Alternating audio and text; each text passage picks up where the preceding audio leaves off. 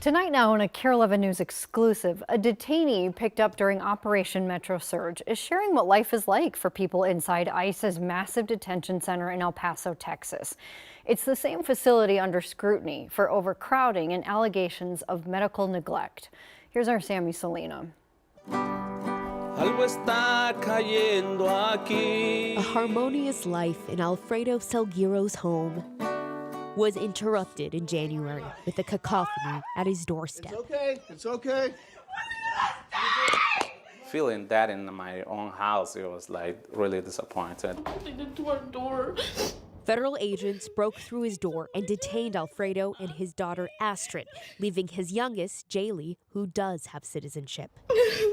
They took my daughter, they took Astrid. The agents presented his family with a warrant of removal for a family member who doesn't live there anymore. They have no heart. Alfredo and Astrid were separated at the Whipple building.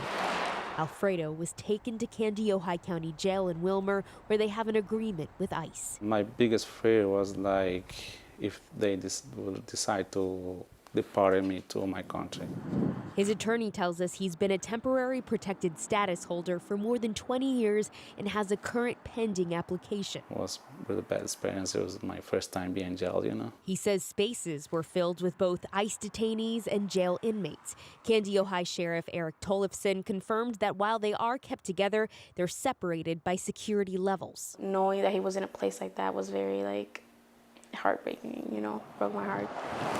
He said he only spent a few waking hours inside his cell where he slept. 21 days later, he was released on bond as he fights an order for removal. I was very happy, I jumped to his arms.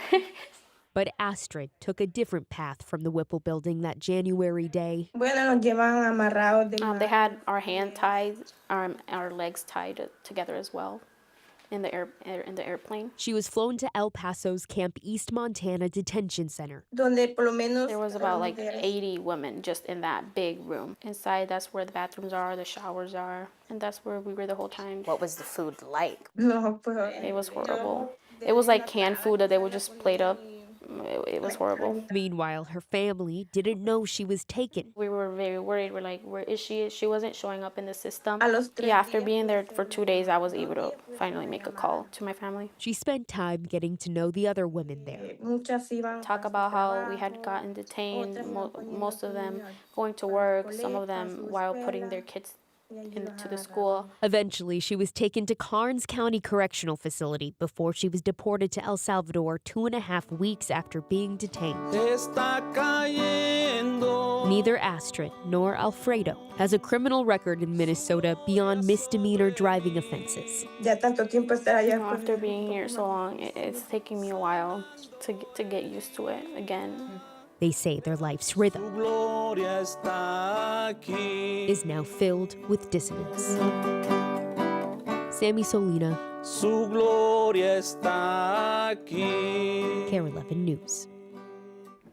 And ICE has responded, saying agents were looking for a wanted criminal illegal alien and enforces laws passed by Congress and will not ignore the rule of law.